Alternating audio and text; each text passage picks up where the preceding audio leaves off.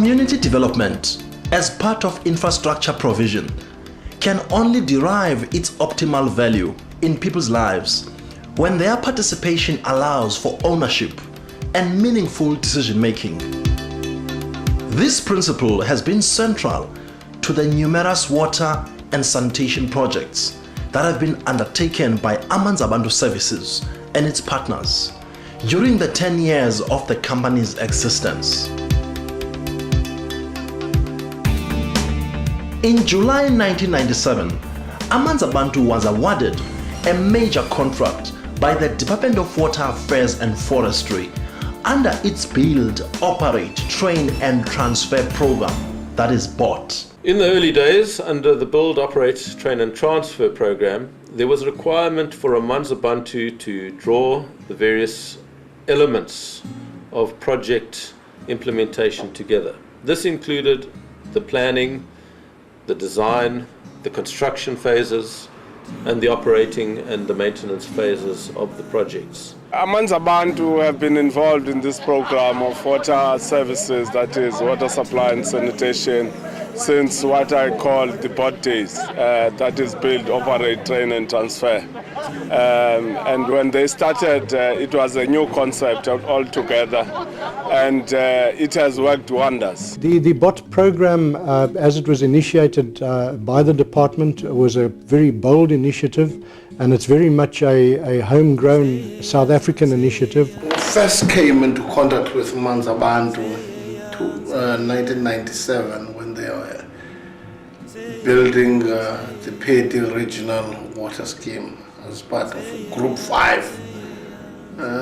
This was quite a big project, and the concept of BOT, interpreted as Build, Operate, Train and Transfer, was being, to my knowledge, that was the first time it was being put into place. The same program was rolled out nationally by DWAF in 3 other provinces, namely Northern Province, Mpumalanga and KwaZulu-Natal. Amanz'abantu was appointed as the program implementing agent for all the BOT program projects that will be undertaken in the Eastern Cape province. The BOT program was a partnership between the Department of Water Affairs and Forestry and the private sector consortia or groups called Program Implementing Agents, with the involvement of the local community and local authorities. The PIA also had to ensure that the water scheme was sustainable following handing over to the local authority. They implemented a number of schemes. They trained a number of people in how to operate those schemes, and those schemes are very much sustainable. Communities are still benefiting from those schemes, unlike schemes that were built by other companies, for instance, that have collapsed. Then I was later in the portfolio of water and sanitation at Amatone. Then I had contact with them in the way, in the fashion with which they dealt with the Kotana water scheme, which is a major scheme in the area of Ngoma, just beyond Butterworth. The Dwesta Kwebe water supply as well was built under the same principles. Amanz'abantu had behind it a very strong team who remained with the company even today as shareholders. The partnership amongst the team was very positive and it worked very well. The Amanz'abantu founding shareholders in 1997 included Water and Sanitation Services South Africa, Group 5, Ninam Shand, FST Engineering, Jakut and Associates, and the Mvula Trust. Through a process of black empowerment, a number of new shareholder partners became active, including Siaya Civils, Lezinye Civils, Kulani Geo Consultants, Mtima Plumbing, and the Amanz'abantu Investment Trust, which today is the largest shareholder of Amanz'abantu. It includes social consultants and staff. With the kickstart of the BOTT program in 1997 and a very determined client being the Department of Water Affairs, the program rolled out for the next 6 years in a very accelerated and aggressive manner to achieve sustainable water services for all. In the Eastern Cape Province, the BOT program was successfully completed in February 2004, having delivered at least basic RDP water services to over 700,000 previously unserved people. In addition to new schemes, more than 800,000 people benefited through improved and upgrading of existing schemes.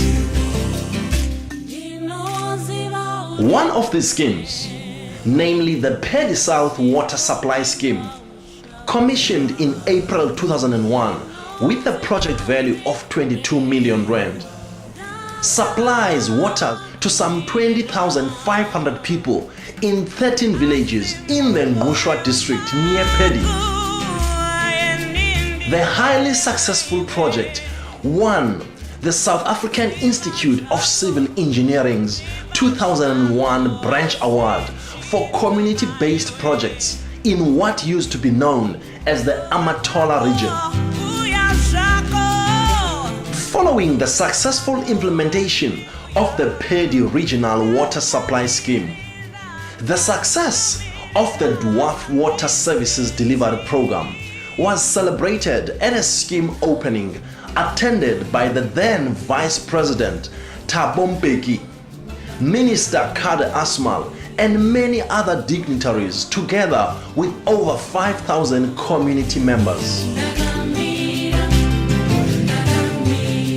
The Dwarf BOT program in the Eastern Cape, with expenditures of 765 million rand, proved that the partnership approach between government, the private sector, and the NGO sector could result in accelerated delivery of sustainable water services. We used to think that the bringing of water to communities was purely a task for engineers. They would bring in the pipes and get the engineer to put the angles correctly, put his pipes and machines, and the pressure of the water would come out at the correct volume, and that's all. But from Amanz'abantu, for the first time, I found their multidisciplinary approach, where they were also sociologists who were there to specifically interact with the communities,